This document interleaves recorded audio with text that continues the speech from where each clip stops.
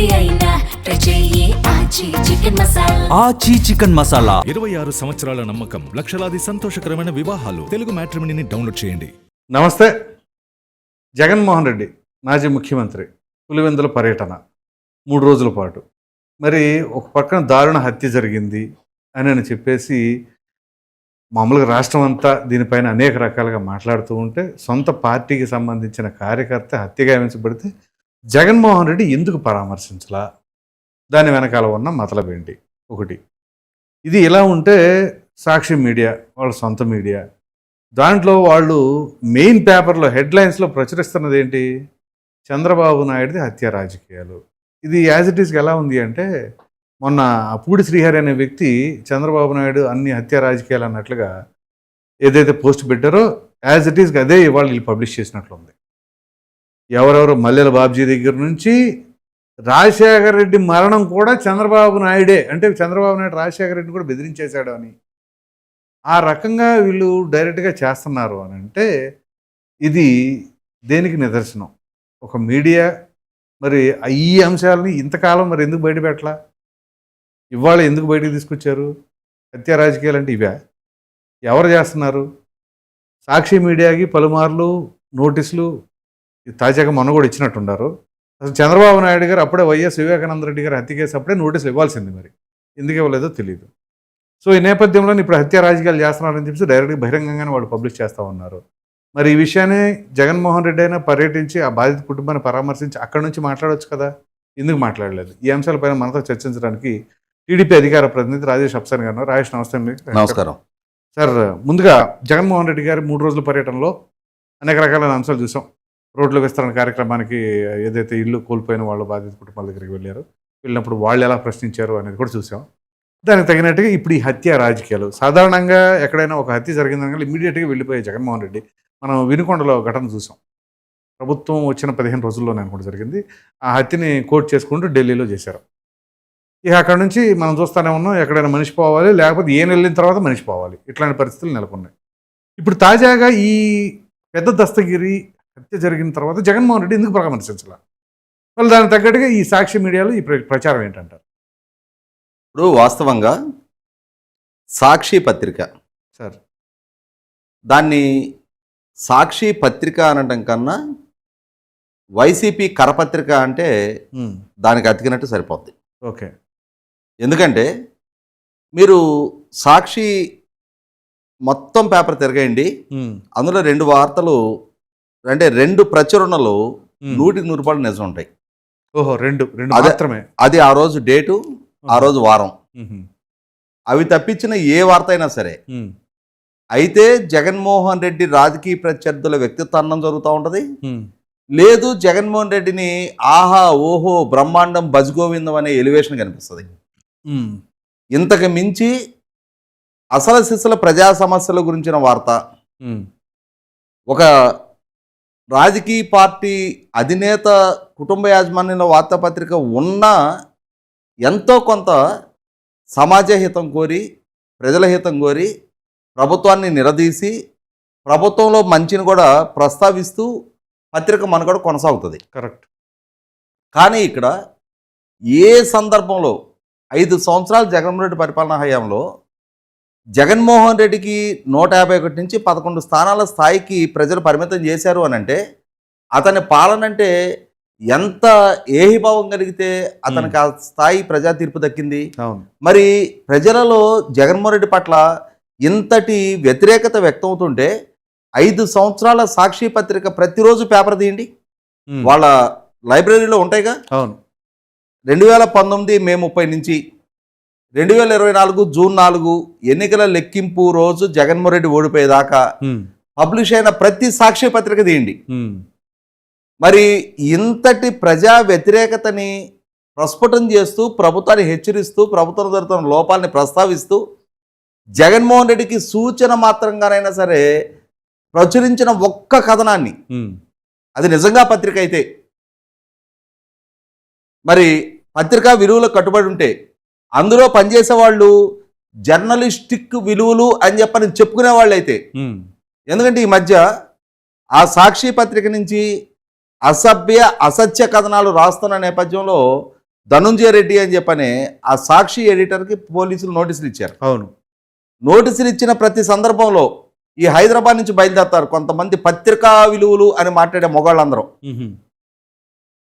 అట్లాగే జగన్మోహన్ రెడ్డి, సాక్షి ఛానలు, వీటిల్లో సాక్షి పత్రిక స్వేచ్ఛని చంద్రబాబు ప్రభుత్వం హరిస్తుంది అని చెప్పని మాట్లాడతారు. అలా మాట్లాడేవాళ్ళు మరి ఆ పత్రిక ద్వారా ప్రచురించిన బేస్లెస్ ఎలిగేషన్స్ ఇవాళ ఈరోజు సాక్షి పత్రికలో మెయిన్ పేజీలో వాళ్ళ కథనం ప్రచురించారు. మీరు ప్రస్తావించారే పెద్ద దస్తగిరి వైసీపీ స్థానిక కార్యకర్త, నాయకుడా, లేదు నాయకుల చుట్టూ తిరిగే ప్రధాన అనుచరుడా, ఎవరైనా కానీ ఒక బలహీన వర్గాలకు సంబంధించిన వ్యక్తి హత్యగాంపబడ్డాడు. ఆ హత్యలో కీలక సూత్రధారిగా ఇంకొక వైసీపీ కడప జిల్లా నాయకుడు, మాజీ డిప్యూటీ మేయర్ పరారీలో ఉన్నాడు ఇవాళ, నిత్యానంద రెడ్డి. అతనే హత్యకు బాధ్యుడు, అతని ఆదేశాల వరకే మేము హత్య చేశామని చెప్పని అరెస్ట్ అయిన అక్యూజ్డ్ పోలీసులకు ఆల్రెడీ విచారణలో తేల్తాలని చేశారు.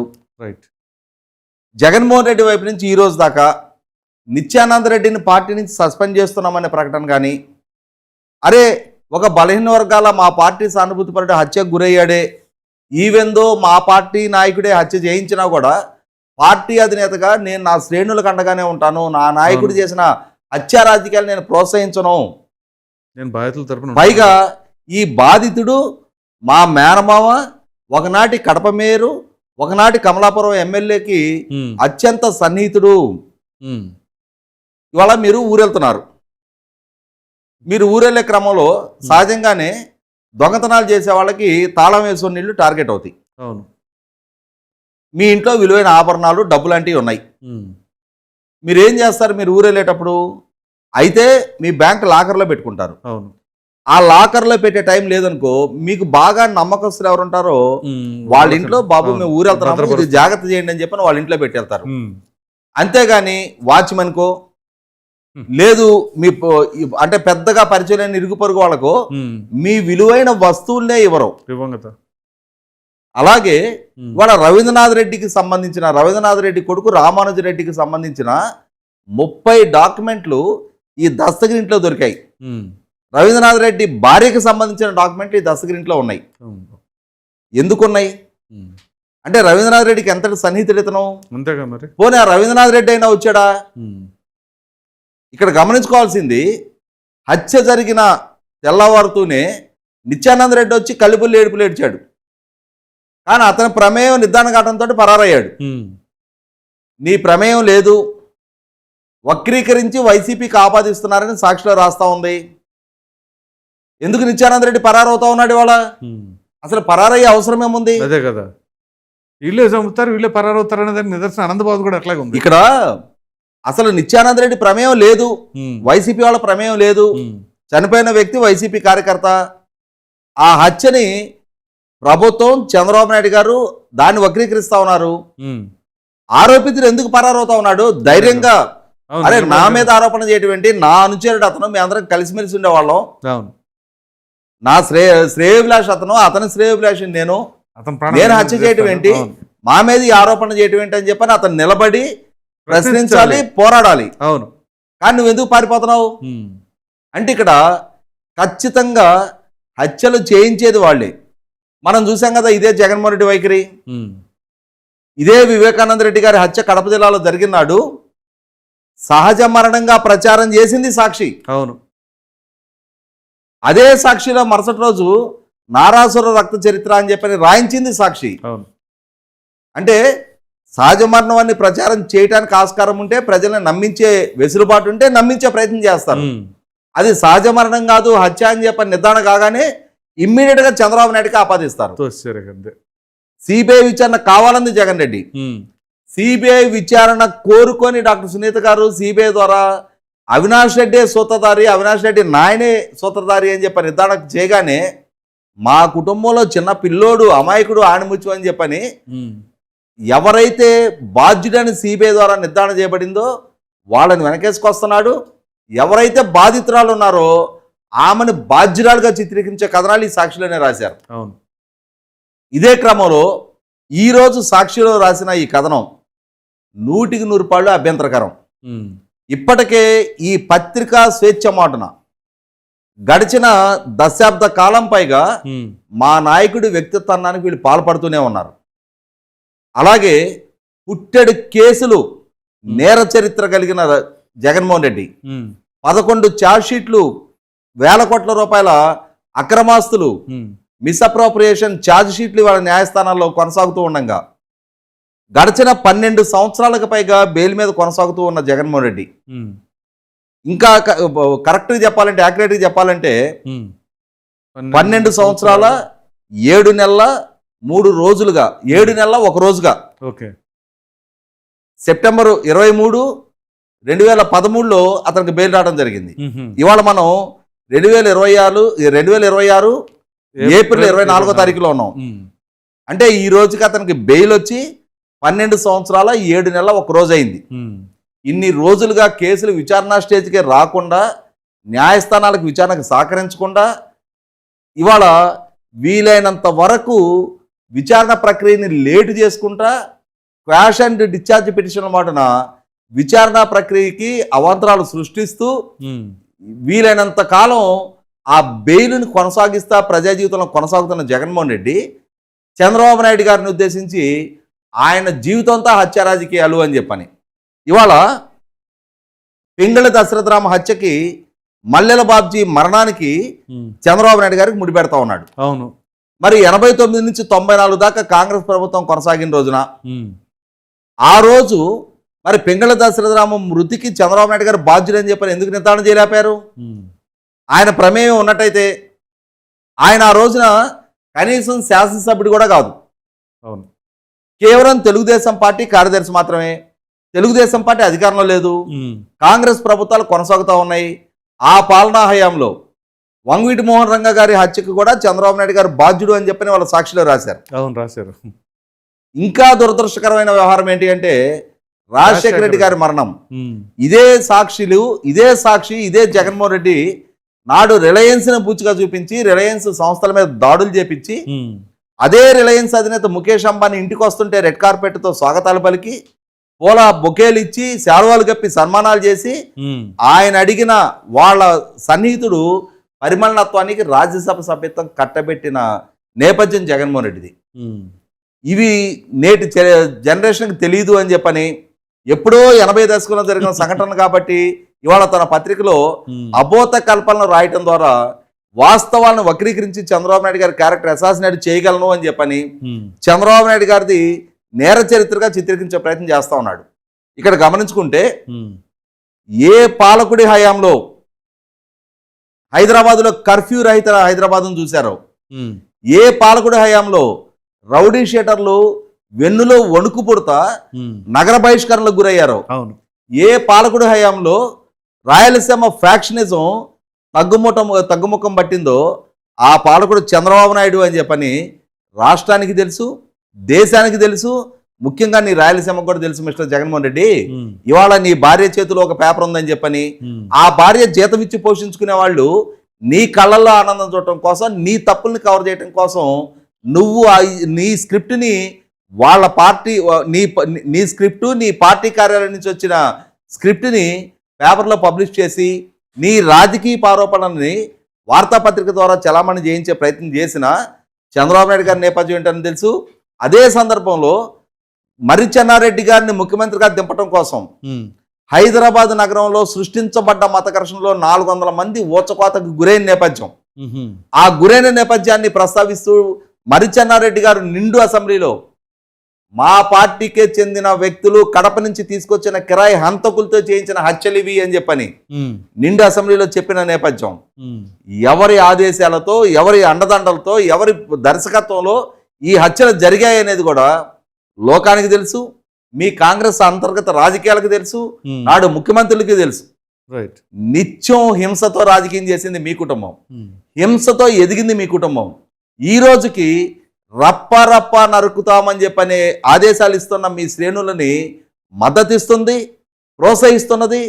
అదే సందర్భంలో రాష్ట్ర ముఖ్యమంత్రిగా ఉన్న చంద్రబాబు నాయుడు గారిని ఉద్దేశించి నాడు నడిబజార్లో కాల్చాలి అన్న, అవును, రాళ్లతో కొట్టాలి అన్న, చీపురులతో కొట్టాలి అన్న, నీళ్లు లేని బావిలో దూకి చావమన్నా, అవన్నీ నీకు చెల్లుబాటైనవి. చంద్రబాబు నాయుడు గారు ఏ రోజు మిమ్మల్నో మీ నాయన్నో భౌతికంగా మీకు హాని తలపెట్టాలని ప్రయత్నము చేయలా. ఆ విధంగా రాజకీయాలు ఆయన హయాంలో జరగల. కాబట్టే ఆయన పాలనా హయాంలో స్వేచ్ఛగా మీ నాన్న నువ్వు ఇద్దరు కూడా 1000 కిలోమీటర్ల పాదయాత్రలు మీరు చేయగలిగారు. ఇక్కడ చంద్రబాబు నాయుడు గారి పాలనా హయాంలో 710 హత్యలు జరిగాయి అంటున్నావు.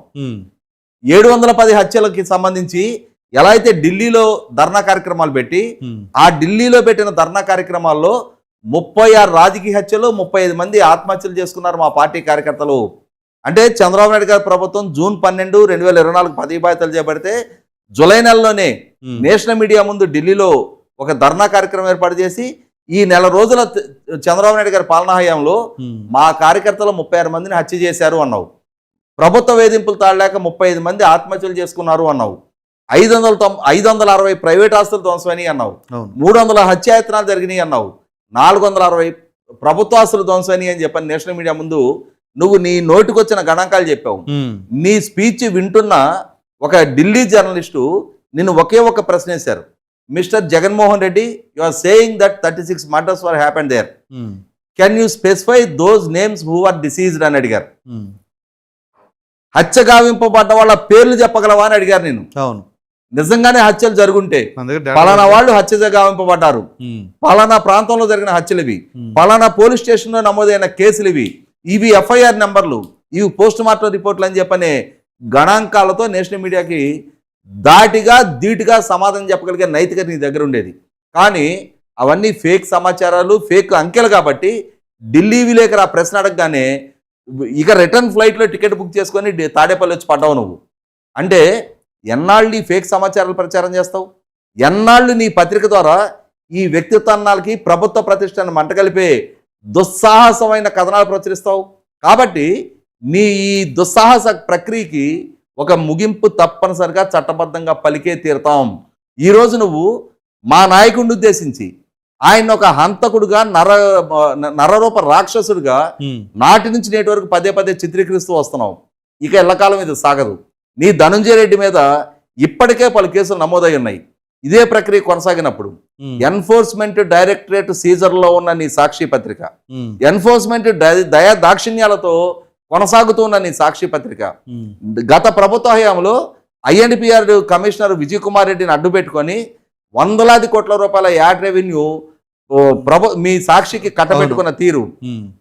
అదే సందర్భంలో 2019 ఎన్నికలకు ముందు నుంచి నీ సాక్షి పత్రికలో పనిచేసిన సిబ్బందికి INPR డిపార్ట్మెంట్లో, ఏపీ ఫైబర్ నెట్లో, అలాగే ఏపీ డిజిటల్ కార్పొరేషన్లో కూడా ఎంతమందికి జీతాలు ఇప్పించుకున్నావు అనే డేటా ప్రభుత్వం దగ్గర ఉంది. ఇదే సందర్భంలో నీ సాక్షి పత్రికలో నీ గెలుపు కోసం పనిచేసిన వాళ్ళని ఎందరినీ ప్రభుత్వ సలహాదారులుగా నియమించి వాళ్ళకి ప్రజలు కట్టిన పన్ను డబ్బు గాది కింద పందికొక్కులకు దోచిపెట్టావనే సమాచారం కూడా వాళ్ళ మా దగ్గర ఉంది. ఖచ్చితంగా వీటికన్నిటికీ తగిన మూల్యం చెల్లింపజేసి తీరుతాం. నీ విషపు రాతలకి చట్టపరంగా తగిన మూల్యం నీకు చెల్లింపజేసి తీరుతాం మిస్టర్ జగన్మోహన్ రెడ్డి. అయితే ఇప్పుడు కొత్తగా తీసుకొచ్చిన కథనం ఏంటి అంటే రాజశేఖర రెడ్డి గారి మీద. మరి రాజశేఖర రెడ్డి గారి మీద కనుక చంద్రబాబు నాయుడు గారే స్కెచ్ చేస్తే ఇప్పటి వరకు ఇన్ని ఎన్నికలు జరిగినాయి, ఏ ఎన్నికల్లో కూడా ఎప్పుడూ ఈ విషయాన్ని ఎందుకు ప్రశ్నించలేదు జగన్మోహన్ రెడ్డి గారు కావచ్చు, వైసీపీ నాయకులు కావచ్చు? నేను ఇందాక చెప్పింది అదే. చంద్రబాబు నాయుడు గారు రాజశేఖర రెడ్డి గారికి భౌతికంగా హాని తలపెట్టుంటే ఆ రోజు రాష్ట్రంలో కేంద్రంలో అధికారంలో ఉంది కాంగ్రెస్ ప్రభుత్వాలు. కాంగ్రెస్ ప్రభుత్వాలు కాంగ్రెస్ ముఖ్యమంత్రిని ఒక ప్రతిపక్ష నాయకుడు భౌతికంగా అంతం చేసే కుట్రలకు పాల్పడి ఉంటే ఆ రోజు కాంగ్రెస్ ప్రభుత్వాలు ఏం అంటే గుడ్డి గుర్రాలు పడుదోలుతున్నాయా? అదే సందర్భంలో మరి ఆ రాజశేఖర రెడ్డి కుటుంబ సభ్యులు రాజశేఖర రెడ్డి మరణాన్ని అడ్డు పెట్టుకొని రాజకీయంలోకి వచ్చి ఆ రోజు రాజశేఖర రెడ్డి గారి మరణపు సానుభూతి నుంచి రాజకీయంగా ఎదిగిన జగన్మోహన్ రెడ్డి అయినా, అదే రోజు రాజశేఖర రెడ్డి గారి మరణం తర్వాత ఆ స్థానం నుంచి నెగ్గిన రాజశేఖర రెడ్డి గారి సతీమణి విజయలక్ష్మి గారు అయినా సరే ఎప్పుడైనా ఎక్కడైనా ఏ సందర్భంలో అయినా సరే చంద్రబాబు నాయుడు గారి ప్రమేయంతో రాజశేఖర రెడ్డి గారి మరణం జరిగిందని చెప్పి ప్రస్తావించారా? నిజమైన అనుమానాలు ఏదైనా ఉంటే మీ దగ్గర ఏదైనా సాక్ష్యాధారాలు ఉంటే చట్టపరంగా కనీసం జగన్మోహన్ రెడ్డి ఈ రాష్ట్రానికి ముఖ్యమంత్రిగా పదవి బాధ్యతలు చేపట్టిన తర్వాత అయినా సరే దాని మీద విచారణ జరిపించే ప్రయత్నం ఎందుకు చేయాల? కాబట్టి ఇక్కడ ఈరోజు కడప జిల్లాలో మీ నరమేధం వెలుగులోకి వచ్చింది కాబట్టి, మీ మేనమావ ప్రమేయం వెలుగులోకి వచ్చింది కాబట్టి, మీ డిప్యూటీ మేయర్ నిత్యానంద రెడ్డి చేస్తున్న హత్యల వెలుగులోకి వచ్చినాయి కాబట్టి ఆ దస్తగిరి కుటుంబాన్ని పరామర్శించే నైతికత నీకు లేక, ఆ దస్తగిరి సతీమణిని ఫేస్ చేసే నైతికత నీకు లేక, ఆ కుటుంబాన్ని కనీసం పరామర్శ కూడా చేయలేక ఈరోజు మళ్ళీ తిరిగి ఎలా అయితే వివేకానంద రెడ్డి గారి మరణాన్ని చంద్రబాబు నాయుడు గారికి కొన్నాళ్ళు, అలాగే డాక్టర్ సునీత గారికి కొన్నాళ్ళు ఆపాదించే ప్రయత్నం చేశావో, ఈ రోజు కూడా ఈ హత్యను కూడా తిరిగి చంద్రబాబు నాయుడు గారికో ఇంకొకరికో ఆపాదించి దాని నుంచి రాజకీయంగా లబ్ధి పొందగలను, నా మీద వస్తున్న ఆరోపణల నుంచి నేను తప్పించుకోవడానికి ఇది ఒక బెయిలౌట్ లాగా ఉపయోగపడుతుందని చెప్పనే దుర్బుద్ధితో, సంకుచితత్వంతో, నేర స్వభావంతో జగన్మోహన్ రెడ్డి ఇచ్చిన ఆదేశాలతోటే, జగన్మోహన్ రెడ్డి సతీమణి ఇచ్చిన డైరెక్షన్లోనే ఈ సాక్షి పత్రిక కథనాలు రాస్తూ ఉంది. ఖచ్చితంగా గతంలో చంద్రబాబు నాయుడు గారిని నారాసుర రక్త చరిత్రాన్ని ఆయన ఒక నరరూప హంతకుడిగా చిత్రీకరించిన సందర్భంలో స్పందించక మేము కొంత తప్పు చేశాం. కానీ ఈ సందర్భంలో ఖచ్చితంగా ఎలా అయితే మా యువనాయకుడు ప్రస్తుత ఐటీ అండ్ హెచ్ఆర్ మినిస్టర్, మా party working president Nara Lokesh గారిని ఉద్దేశించి ఆయన ఒక తిండిపోతుగా చిత్రీకరిస్తా 3 రోజుల సిఏఏ కన్వెన్షన్ లో 25 లక్షల స్నాక్స్ తినేశాడు అని చెప్పని చేసిన ఆరోపణలు, ఆ ఆరోపణల విషయంలో నిగ్గుదాల్చమని చెప్పని పరువు నష్టం దావాల సాక్షి మీద దాఖలు చేయబడిందో, అదే విధంగా ఇప్పుడు చట్టపరంగా ఉన్న అన్ని అవకాశాలని ఎక్సర్సైజ్ చేస్తాం మేము. Right sir, thank you.